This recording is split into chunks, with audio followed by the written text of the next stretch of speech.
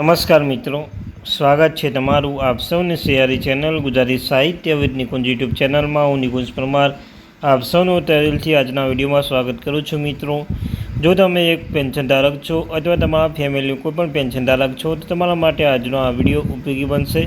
તો મિત્રો, આજના વિડીયોમાં ચર્ચા કરવાના છીએ ગુજરાત રાજ્યના 65 થી 84 વર્ષના પેન્શનના પેન્શન લઈને સરકારે અત્યારે જ કરી મોટી જાહેરાત.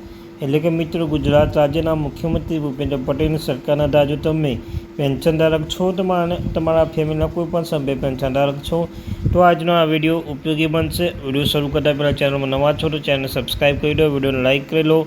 આપણી આ ચેનલ પર સરકારી કર્મચારી મિત્રો, સરકારી કર્મચારી, નિવૃત્ત કર્મચારી અને પેન્શનધારક બાબતે હર એક અપડેટ મળતી રહેશે. તો આપણી આ ચેનલને સબસ્ક્રાઈબ કરીને બેલ આઇકન બટન દબાવવાનું ભૂલશો નહીં. તો ચાલો જાણીએ વિગતવાર માહિતી મિત્રો. તો સૌપ્રથમ વાત કરી લઈએ પહેલાં કે 8મું પગાર પંચ નવીનતમમાં કેન્દ્રીય કર્મચારી 8મું પગાર પંચની ભલામણની આતુરતાથી રાહ જોઈ રહ્યા છે. જો આ બધું બરાબર રહ્યું તો પગાર પેન્શન આગામી વર્ષમાં પ્રથમ 6 મહિનામાં સરકાર તેમની ભલામણ સુપરત કરી શકે છે. આ પહેલાં કેન્દ્રીય કર્મચારીઓના વિવિધ સંગઠનો પગાર અને પંચની માગણીમાં યાદીમાં સુપરત કરી રહ્યા છે. આ દરમિયાન કેન્દ્રીય કર્મચારી અંદાજના આધારે તેમના પગારની ગણતરી કરી રહ્યા છે. ચાલુ અંદાજના આધારે નવા પગાર પંચની કર્મચારીઓના ઘરે લઈ જવાના પગાર શું અસર પડશે તે શોધી કાઢીએ. તો મિત્રો, તમે જાણો છો 8મું પગાર પણ લાગુ થવાનું છે. તો 8મું પગાર પર લાગુ થતાં કઈ કઈ અસર જોવા મળશે તેની ચર્ચા કરવાના છે. તે શોધી કાઢો કેટલો ફાયદો અને કેટલો ફાયદો થવાનો છે મિત્રો. ત્યારબાદ અંદાજમાં શું છે, ટેક હોમ પગાર વધારવાનો આખો મુદ્દો ફિટમેન્ટ ફેક્ટર સાથે સંબંધિત છે. ફિટમેન્ટ ફેક્ટર વધારો થવાથી બેઝિક પગારમાં નોંધપાત્ર વધારો થઈ શકે છે. જોકે ટેક હોમ પગાર ફક્ત બેઝિક પગાર દ્વારા નક્કી થઈ શકે છે.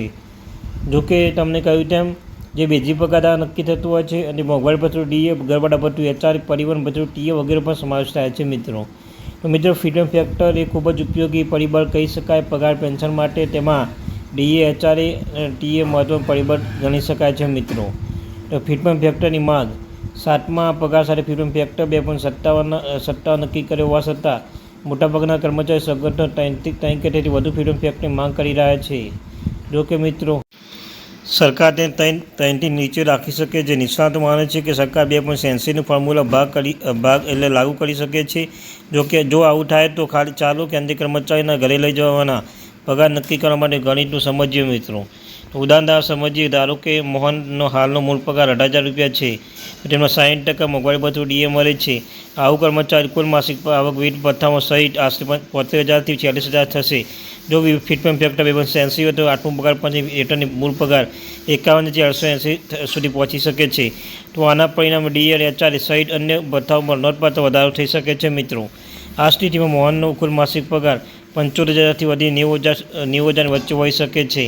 જ્યારે અંતમાં વાત કરી લઈએ કે કર્મચારી સંગઠન કહેવું છે કે જો સરકાર 50% વધુ ડીએ મૂળ પગાર ફેરવી દેશે તો કર્મચારીઓને વધારાનો લાભો આપી શકે છે. આનાથી ભવિષ્યના HR, ગ્રેજ્યુટી, પેન્શન અને સેવા લાભો પણ વધારો થશે. એ નોંધવું જરૂરી છે કે 8મું પગાર પંચ રચના ગયા વર્ષ કરવામાં આવી હતી. પગાર પંચે આ વર્ષનું ફેબ્રુઆરી એક વેબસાઇટ શરૂ કરી હતી, જ્યાં વેબસાઇટ દ્વારા પગાર પંચ કેન્દ્ર સરકાર કર્મચારી સંગઠન પાસેથી પગાર અને ભથ્થા તેમજ અન્ય લાભો પણ સૂચવવામાં આવ્યા હતા. અને પગાર પંચ આ સંગઠન સાથે નિયમિત બેઠકો પણ શરૂ કરી દીધી છે મિત્રો. તો આ ત્યારથી મહત્વપૂર્ણ આપણે થેન્ક યુ વેરી મચ.